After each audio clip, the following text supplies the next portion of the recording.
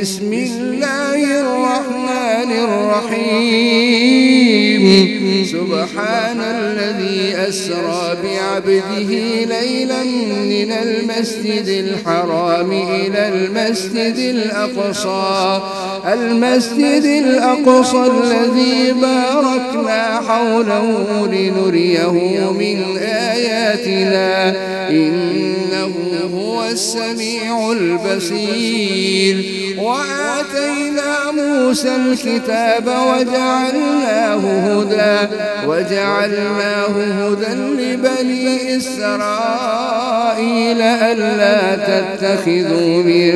دوني وكيلا ذرية من حملنا مع نوح إنه كان عبدا شكورا وقضينا إلى بني إسرائيل في الكتاب لتفسدن في الأرض مرتين ولتعلن علوا كبيرا فإذا جاء وعد أولاهما بعثنا عليكم عبادا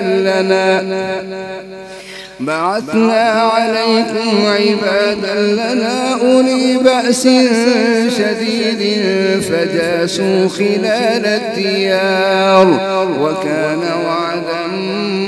مفعولا ثم رددنا لكم الكرة عليهم وأمددناكم بأموال وبنين وجعلناكم أكثر نفيرا إن أحسنتم لأنفسكم وإن أسأتم فلها فإذا جاء وعد الآخرة ليسوءوا وجوهكم وليدخلوا المسجد كما دخلوه أول مرة وليتبروا ما علوا تتبيرا عسى ربكم أن يرحمكم وإن عدتم عدنا وجعلنا جهنم للكافرين حصيرا إن هذا القرآن يهدي للتي هي أقوم ويبشر المؤمنين الذين يعملون الصالحات أن لهم أجرا كبيرا وأن الذين لا يؤمنون بالآخرة أعتدنا لهم عذابا أليما ويدعو الإنسان بالشر دعاءه بالخير وكان الإنسان عجولا وجعلنا الليل والنهار آيتين فمحونا آية الليل وجعلنا آية النهار مبصرة لتبتغوا فضلا من ربكم ولتعلموا عدد السنين والحساب وكل شيء فصلناه تفصيلا وكل إنسان ألزمناه طائره في عنقه ونخرج له يوم القيامة كتابا يلقاه منشورا اقرأ كتابك كفى بنفسك اليوم عليك حسيبا من اهتدى فإنما يهتدي لنفسه ومن ضل فإنما يضل عليها ولا تزر وازرة وزر أخرى وما كنا معذبين حتى نبعث رسولا وإذا أردنا أن نهلك نهلك قرية أمرنا متر فيها ففسقوا فيها فحق عليها القول فدمرناها تدميرا وكم أهلكنا من القرون من بعد نوح وكفى بربك بذنوب عباده خبيرا بصيرا من كان يريد العاجلة عجلنا له فيها ما نشاء لمن نريد ثم جعلنا له جهنم يصلاها مذموما مدحورا ومن أراد الآخرة وسعى لها سعيها وهو مؤمن فأولئك كان سعيهم مشكورا كلا نمد هؤلاء وهؤلاء من عطاء ربك وما كان عطاء ربك محظورا انظر كيف فضلنا بعضهم على بعض وللآخرة أكبر درجات وأكبر تفضيلا لا تجعل مع الله إلها آخر فتقعد مذموما مخذولا لا تجعل مع الله إلها آخر فتقعد مذموما مخذولا وقضى ربك ألا تعبدوا إلا إياه وبالوالدين إحسانا إما يبلغن عندك الكبر أحدهما أو كلاهما فلا تقل لهما أف ولا تنهرهما وقل لهما قولا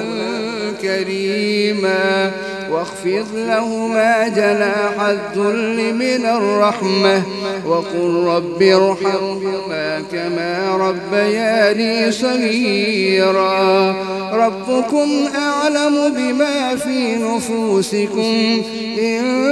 تكونوا صالحين فإنه كان للأوابين غفورا وآت ذا القربى حقه والمسكين وابن السبيل ولا تبذر تبذيرا إن المبذرين كانوا إخوان الشياطين وكان الشيطان لربه كفورا وإما تعرضن عنهم ابتغاء رحمة من ربك ترجوها فقل لهم قولا ميسورا ولا تجعل يدك مغلولة إلى عنقك ولا تبسطها كل البسط فتقعد ملوما محسورا إن ربك يبسط الرزق لمن يشاء ويقدر إنه كان بعباده خبيرا بصيرا ولا تقتلوا أولادكم خشية إملاق نحن نرزقهم وإياكم إن قتلهم كان خطأ كبيرا ولا تقربوا الزنا إنه كان فاحشة وساء سبيلا ولا تقتلوا النفس التي حرم الله إلا بالحق ومن قتل مظلوما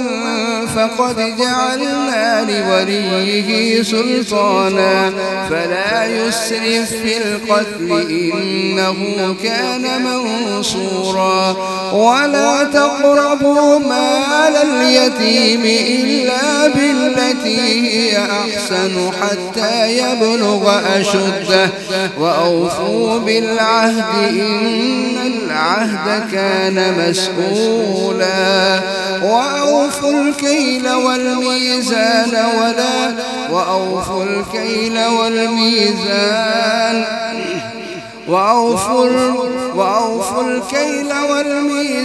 إذا كلتم ولا تقربوا مال اليتيم إلا بالتي هي أحسن حتى يبلغ أشده وأوفوا بالعهد إن العهد كان مسؤولا وأوفوا الكيل إذا كلتم وزنوا بالقسطاس المستقيم ذلك خير وأحسن تأويلا ولا تقف ما ليس لك به علم إن السمع والبصر والفؤاد كل أولئك كان عنه مسؤولا ولا تمش في الأرض مرحا إنك لن تخرق الأرض ولن تبلغ الجبال طولا كل ذلك كان سيئه عند ربك مكروها ذلك مما أوحى إليك ربك من الحكمة ولا تجعل مع الله إلها آخر فتلقى في جهنم ملوما مدحورا أفأصفاكم ربكم بالبنين واتخذ من الملائكة إناثا إنكم لتقولون قولا عظيما ولقد صرفنا في هذا القرآن ليذكروا وما يزيدهم إلا نفورا قل لو كان معه آلهة كما يقولون إذا لابتغوا إلى ذي العرش سبيلا سبحانه وتعالى عما يقولون علوا كبيرا تسبح له السماوات السبع والأرض ومن فيهن وإن من شيء إلا يسبح بحمده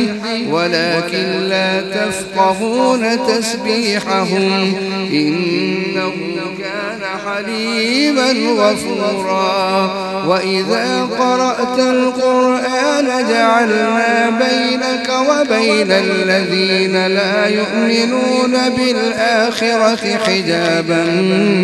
مستورا وجعلنا على قلوبهم أكنة أن يفقهوه وفي آذانهم وقرا وإذا ذكرت ربك في القرآن وحده ولوا على أدبارهم نفورا نحن أعلم بما يستمعون به إذ يستمعون إليك وإذ هم نجوى إذ يقول الظالمون إن تتبعون إلا رجلا مسحورا انظر كيف ضربوا لك الأمثال فضلوا فلا يستطيعون سبيلا وقالوا أئذا كنا عظاما ورفاتا أئنا لمبعوثون خلقا جديدا قل كونوا حجارة أو حديدا أو خلقا مما يكبر في صدوركم فسيقولون من يعيدنا قل الذي فطركم أول مرة فسينغضون إليك رؤوسهم ويقولون متاه قل عسى أن يكون قريبا يوم يدعوكم فتستجيبون بحمده ولكن لا يوم يدعوكم فتستجيبون بحمده وتظنون إن لبثتم إلا قليلا يوم يدعوكم فتستجيبون بحمده وتظنون إن لبثتم إلا قليلا وقل لعبادي يقولوا التي هي أحسن إن الشيطان ينزغ بينهم إن الشيطان كان للإنسان عدوا مبينا ربكم أعلم بكم إن يشأ يرحمكم أو إن يشأ يعذبكم وما أرسلناك عليهم وكيلا وربك أعلم بمن في السماوات والأرض ولقد فضلنا بعض النبيين على بعض وآتينا داود زبورا قل ادعوا الذين زعمتم من دونه فلا يملكون كشف الضر عنكم ولا تحويلا أولئك الذين يدعون يبتغون إلى ربهم الوسيلة أيهم أقرب ويرجون رحمته ويخافون عذابه إن عذاب ربك كان محذورا وإن من قرية إلا نحن مهلكوها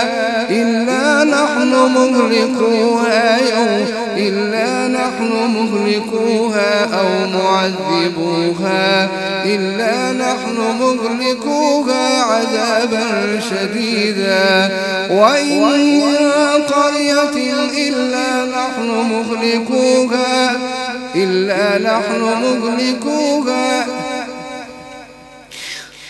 إلا نحن مهلكوها قبل يوم القيامة أو معذبوها وإن من قرية إلا نحن مهلكوها قبل يوم القيامة أو معذبوها عذابا شديدا كان ذلك في الكتاب مسطورا وما منعنا أن نرسل بالآيات إلا أن كذب بها الأولون وآتينا ثمود الناقة مبصرة فظلموا بها وما نرسل بالآيات إلا تخويفا وإذ قلنا لك إن ربك أحاط بالناس وما جعلنا الرؤيا التي أريناك إلا فتنة للناس والشجرة الملعونة في القرآن ونخوفهم فما يزيدهم إلا طغيانا كبيرا وإذ قلنا للملائكة اسجدوا لآدم فسجدوا إلا إبليس قال أسجد لمن خلقت طينا قال أرأيتك هذا الذي كرمت علي لئن أخرتني إلى يوم القيامة لأحتنكن ذريته إلا قليلا قال اذهب فمن تبعك منهم فإن جهنم جزاؤكم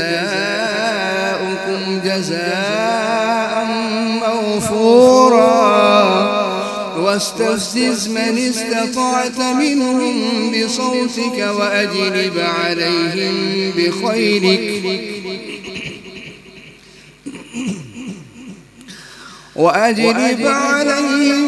بخيلك ورجلك وشاركهم في الأموال والأولاد وعدهم وما يعدهم الشيطان إلا غرورا إن عبادي ليس لك عليهم سلطان وكفى بربك وكيلا ربكم الذي يزجي لكم الفلك في البحر لتبتغوا من فضله وإذا مسكم الضر في البحر ضل من تدعون ربكم الذي يزجي لكم الفلك في البحر لتبتغوا من فضله إنه كان بكم رحيما ربكم الذي يزجي لكم الفلك في البحر لتبتغوا من فضله وإذا مسكم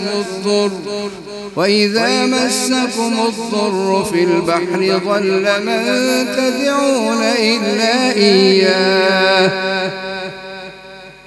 إنه كان بكم رحيما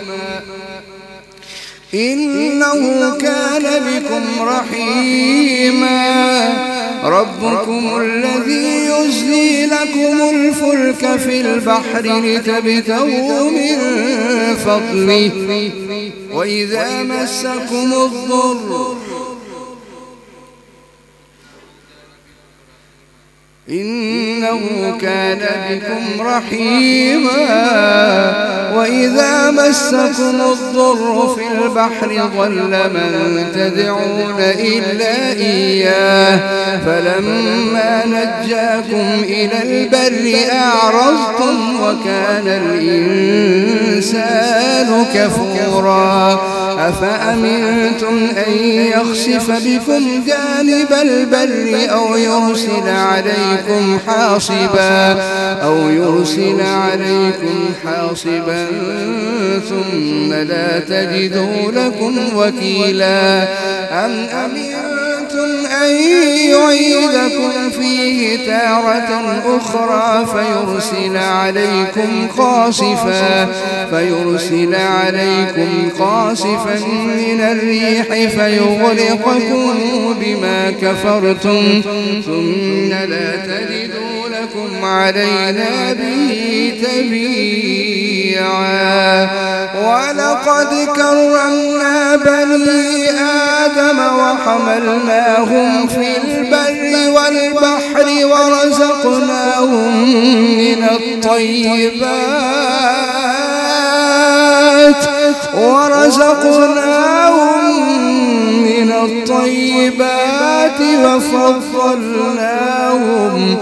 وفضلناهم على كثير ممن خلقنا تفضيلا يوم ندعو كل أناس بإمامهم فمن أوتي كتابه بيمينه فأولئك يقرؤون كتابهم ولا يظلمون فتيلا ومن كان في هذه أعمى فهو في الآخرة أعمى وأضل سبيلا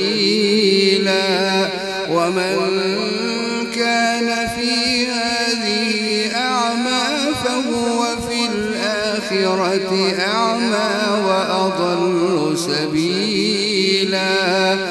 وإن كادوا ليفتنونك عن الذي أوحينا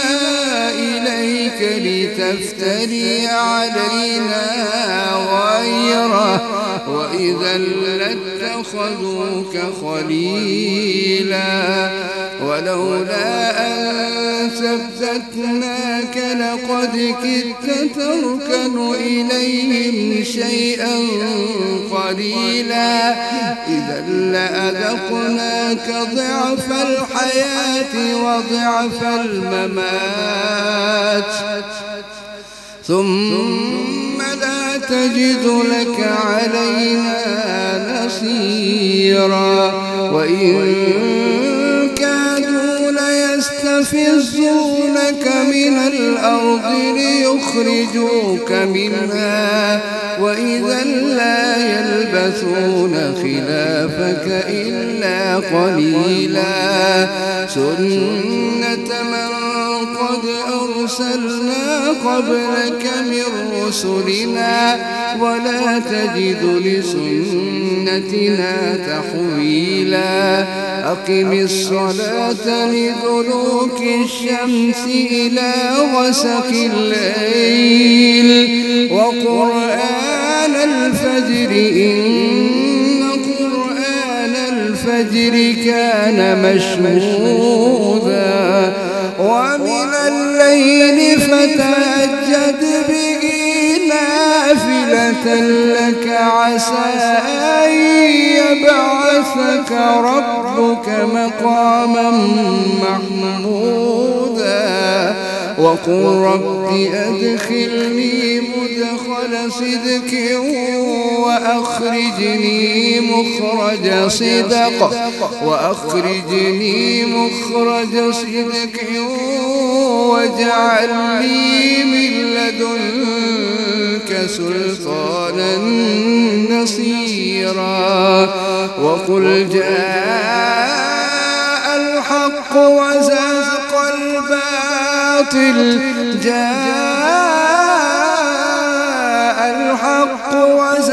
الباطل إن الباطل كان زهوقا وننزل من القرآن ما هو شفاء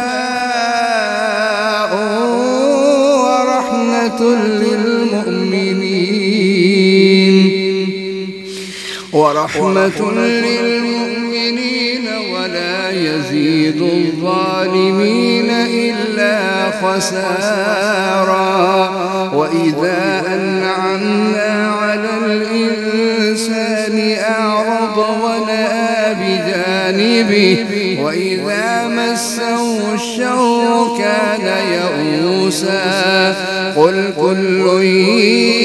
يعمل على شاكلته فربكم أعلم بمن هو أهدى سبيلا ويسألونك عن الروح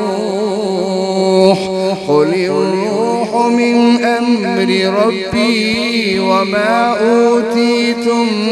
من العلم إلا قليلا ولئن شئنا لنذهبن بالذي أوحينا إليك ثم لا تجد لك به علينا وكيلا إلا رحمة من ربك إن فضله كان عليك كبيرا قل لئن اجتمعت الإنس والجن على أن يأتوا بمثل هذا القرآن لا يأتون بمثله ولو كان بعضهم لبعض ظهيرا ولقد صرفنا للناس في هذا القرآن من كل مثل فأبى أكثر الناس إلا كفورا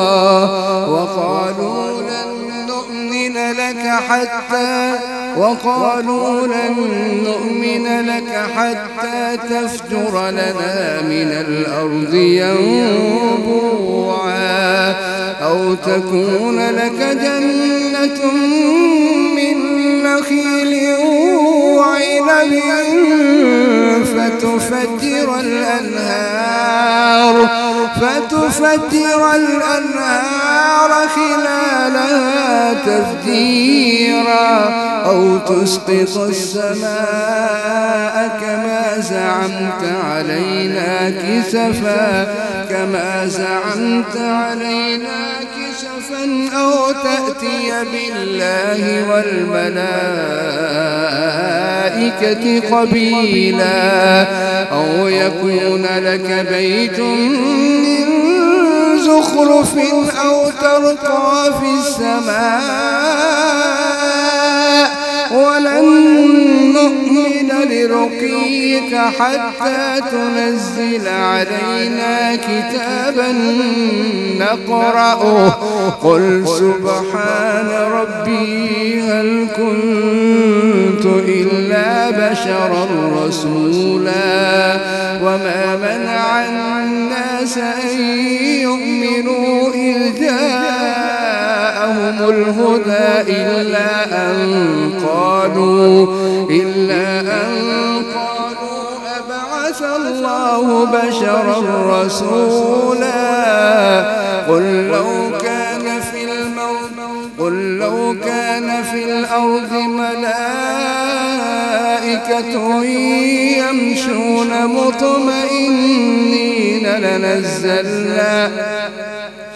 لنزلنا عليهم من السماء ملكا رسولا قل كفى بالله شهيدا بيني وبينكم إنه كان بعباده خبيرا بصيرا ومن يهد الله فهو المهتد ومن يضلل فلن تجد لهم أولياء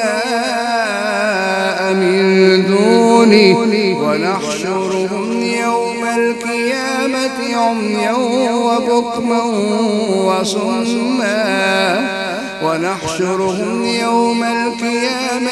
على وجوههم عميا وبكما وصما مأواهم جهنم كلما خبت زدناهم سعيرا ذلك جزاؤهم بأنهم كفروا بآياتنا وقالوا أئذا كنا عظاما ورفاتا أئنا لمبعوثون خلقا جديدا قل لو أنتم تملكون خزائن رحمة ربي ذلك جزاؤهم أولم يروا أن الله الذي خلق السماوات والأرض قادر على أن يخلق مثلهم وجعل لهم أجلا لا ريب فيه فأبى الظالمون إلا كفورا قل لو أنتم تملكون خزائن رحمة ربي إذا لأمسكتم خشية الإنفاق وكان الإنسان قتورا ولقد آتينا موسى 9 آيات بينات فاسأل بني إسرائيل إذ جاءهم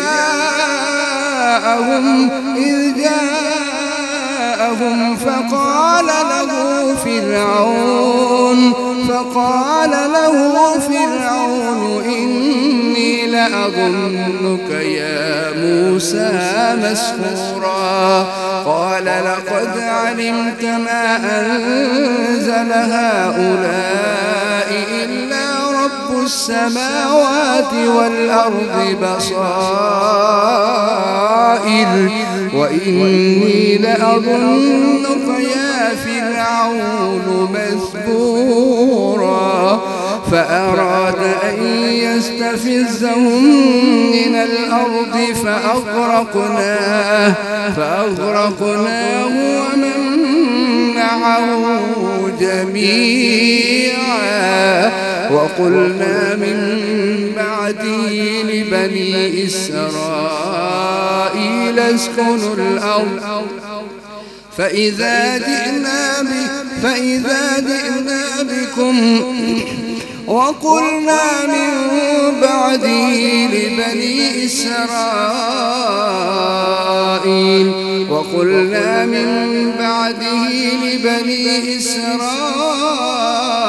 اسكنوا الأرض بالحق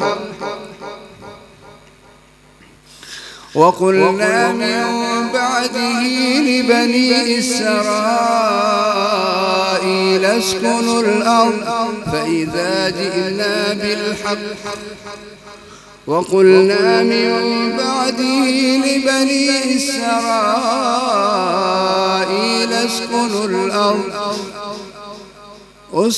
الأرض بالحق فإذا جاء وعد الآخرة جئنا بكم لفيفا وبالحق أنزلناه وبالحق نزل وما أرسلناك إلا مبشرا ونذيرا وقرآنا فرقناه لتقرأه على الناس على مكث ونزلناه تنزيلا. قل آمنوا به أو لا تؤمنوا إن الذين أوتوا العلم من قبله إذا يتلى عليهم يخرون للأذقان سجدا ويقولون سبحان ربنا إن كان وعد ربنا لمفعولا. ويخرون للأذقان يبكون ويزيدهم خشوعا.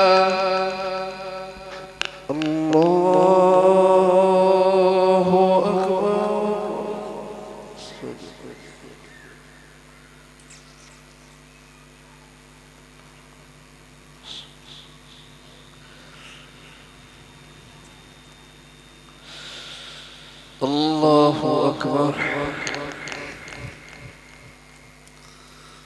قل ادعوا الله أو ادعوا الرحمن قل ادعوا الله أو ادعوا الرحمن ادعوا الله أو ادعوا الرحمن أيما تدعوا فله الأسماء الحسنى ولا تجهر بصلاتك ولا تخافت بها وابتغ بين ذلك سبيلا. وقل الحمد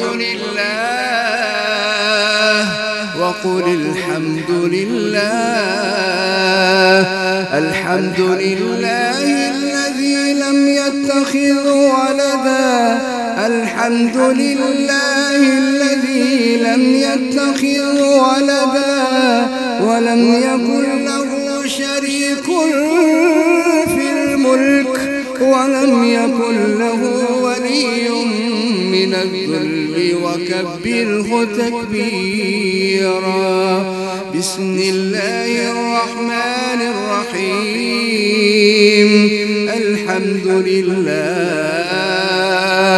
الحمد لله الذي أنزل على عبده الكتاب ولم يجعل له عوجا قيما لينذر بأسا شديدا من لدنه ويبشر المؤمنين الذين يعملون الصالحات أن لهم أجرا حسنا ماكثين فيه أبدا وينذر الذين قالوا اتخذ الله ولدا ما لهم به من علم ولا لآبائهم كبرت كلمة تخرج من أفواههم إن يقولون إلا كذبا فلعلك باخع نفسك على آثارهم إن لم يؤمنوا بهذا الحديث أسفا إنا جعلنا ما على الأرض زينة لها لنبلوهم أيهم أحسن عملا وإنا لجاعلون ما عليها صعيدا جرزا. أم حسبت أن أصحاب الكهف والرقيم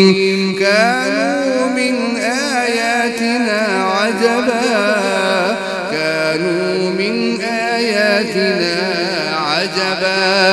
إذ أوى الفتية إلى الكهف فقالوا ربنا آتنا من لدنك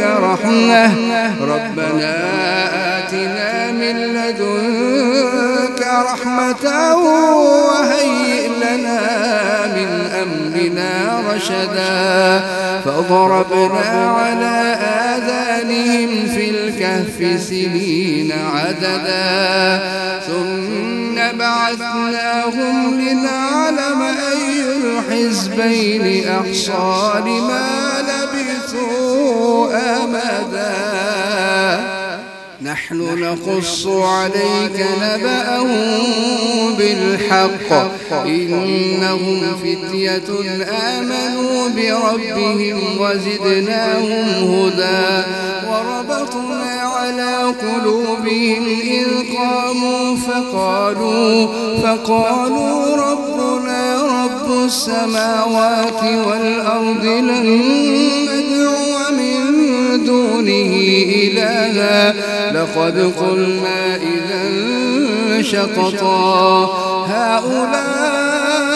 قوم اتخذوا من دونه آلهة لولا يأتون عليهم بسلطان بين فمن أظلم ممن افترى على الله كذبا. وإذ اعتزلتموهم وما يعبدون من دون الله وإذ اعتزلتموهم وما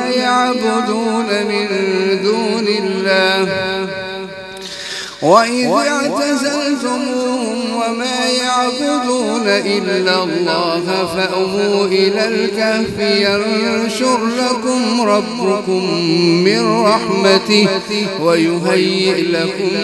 من أمركم مرفقا. وترى الشمس إذا طلعت تزاور عن كهفهم ذات اليمين وإذا غربت تقرضهم ذات الشمال وهم في فجوة منه ذلك من آيات الله من يهد الله فهو المهتد ومن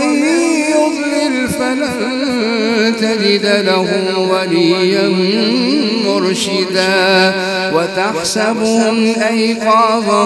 وهم رقود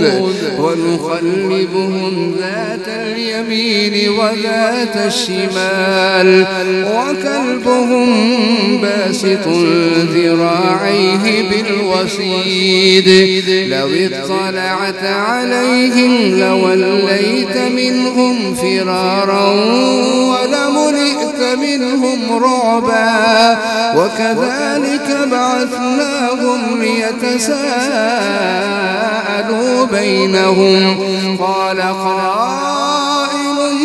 منهم كم لبثتم قالوا لبثنا يوما أو بعض يوم قالوا ربكم أعلم بما لبثتم فابعثوا أحدكم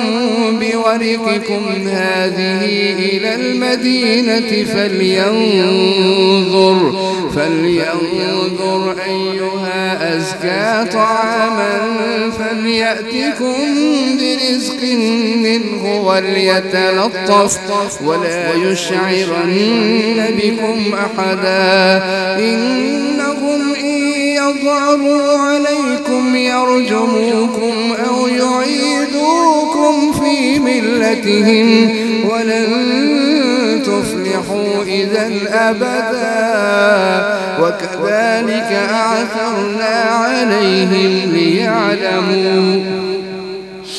ليعلموا أن وعد الله حق وأن الساعة لا ريب فيها إذ يتنازعون بينهم أمرهم فقالوا ابنوا عليهم بنيانا ربهم أعلم بهم قال الذين غلبوا على أمرهم لنتخذن عليهم مسجدا سيقولون ثلاثة رابعهم كلبهم ويقولون خمسة سادسهم كلبهم رجما بالغيب ويقولون سبعة وثامنهم كلبهم قل ربي أعلم بعدتهم لا يعلمهم إلا قليل فلا تمار فيهم إلا مراء ظاهرا ولا تستفت فيهم منهم أحدا ولا تقولن لشيء إني فاعل ذلك غدا إلا أن يشاء الله واذكر ربك إذا نسيت وقل عسى أن يهديني ربي لأقرب من هذا رشدا ولبثوا في كهفهم 300 سنين وازدادوا 9 قل الله أعلم بما لبثوا له غيب السماوات والأرض أبصر به وأسمع ما لهم من دونه من ولي ولا يشرك في حكمه أحدا واتل ما أوحي إليك من كتاب ربك لا مبدل لكلماته ولن تجد من دونه ملتحدا واصبر نفسك مع الذين يدعون ربهم بالغداة والعشي يريدون وجهه ولا تعد عيناك عنهم تريد زينة الحياة الدنيا ولا تطع من أغفلنا قلبه عن ذكرنا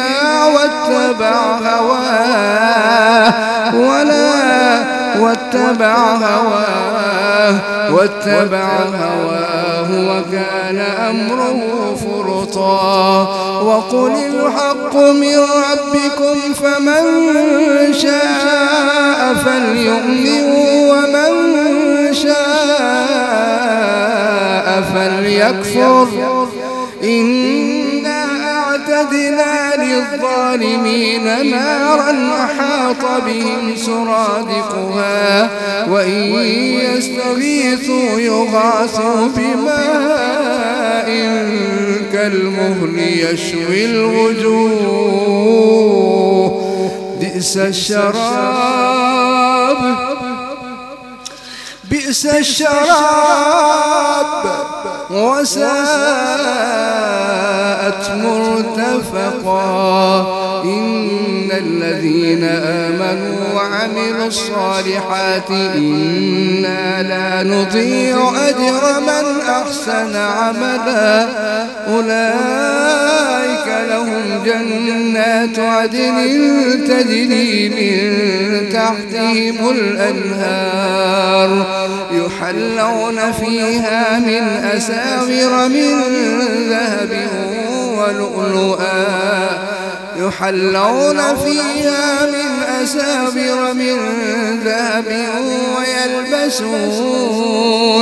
ويلبسون ثيابا خضرا من سندس واستبرق متكئين فيها على الأرائك نعم الثواب وحسنت مرتفقا واضرب لهم مثل الرجلين جعلنا لأحدهما جنتين من أعناب وحففناهما بنخل وجعلنا بينهما زرعا كلتا الجنتين آتت أكلها ولم تظلم منه شيئا وفجرنا خلالهما نهرا وكان له ثمر فقال لصاحبه وهو يحاوره أنا أكثر منك مالا وأعز نفرا ودخل جنته وهو ظالم لنفسه قال ما أظن أن تبيد هذه أبدا وما أظن الساعة قائمة ولئن رددت إلى ربي لاجدن خيرا منها منقلبا قال له صاحبه وهو يحاوره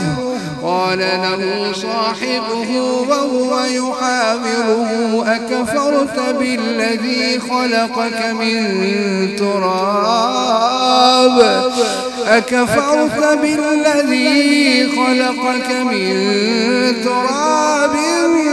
ثم سواك رجلا أكفرت بالذي خلقك من تراب ثم من نطفة ثم سواك رجلا لكن هو الله ربي ولا أشرك بربي أحدا ولم تكن له فئة ولولا إذ دخلت جنتك قلت ما شاء الله لا قوة إلا بالله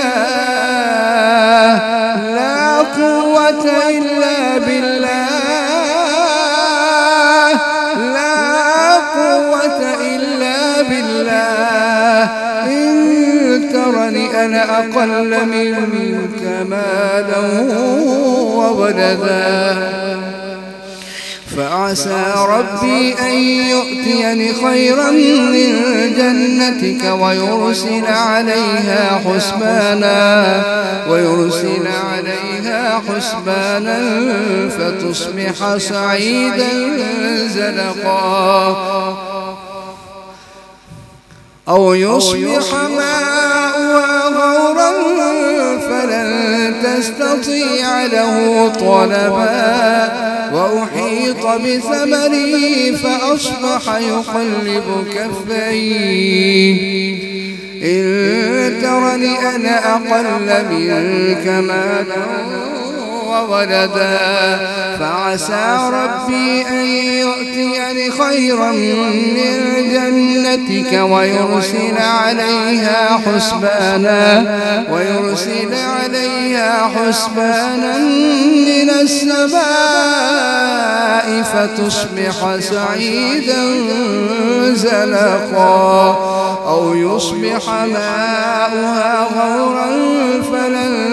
تستطيع له طلبا وأحيط بثمره فأصبح يقلب كفيه على ما أنفق فيها وهي خاوية على عروشها ويقول يا ليتني لم أشرك بربي أحدا ولم تكن له فئة ينصرونه من دون الله وما كان منتصرا هنالك الولاية لله الحق هو خير ثوابا وخير أملا واضرب لهم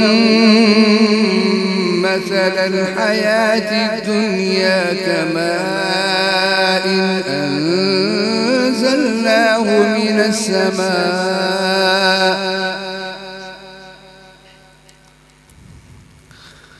ويقول يا ليتني لم أشرك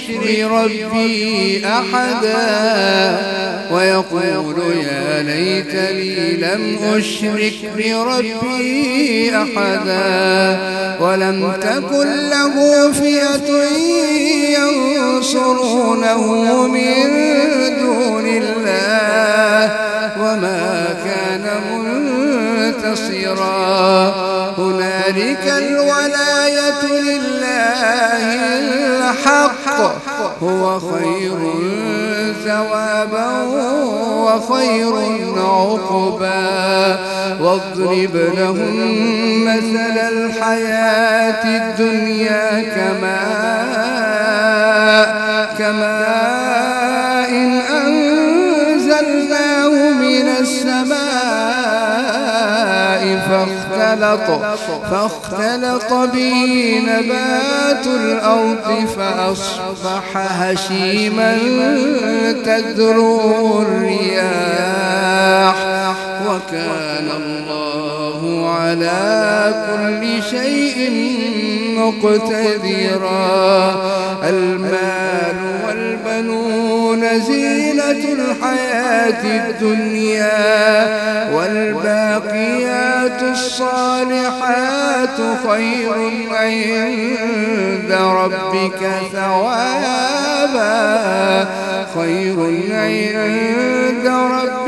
ثوابا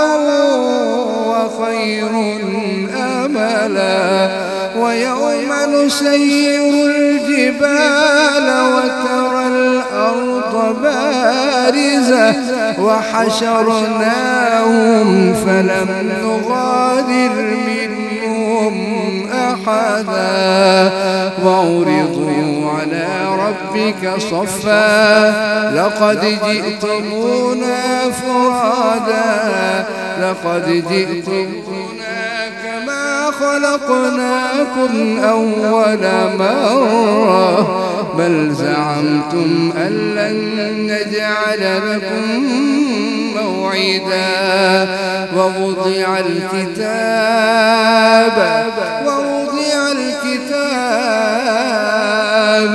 فترى المجرمين مشفقين مما فيه ويقولون يا ويلتنا ما لهذا الكتاب لا يغادر صغيرة ولا كبيرة إلا أحصاها ووجدوا ما عملوا حاضرا ولا يظلم ربك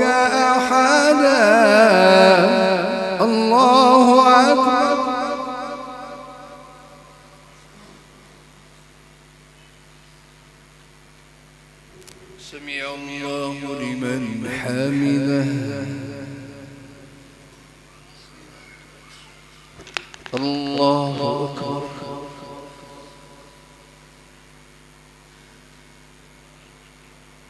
الله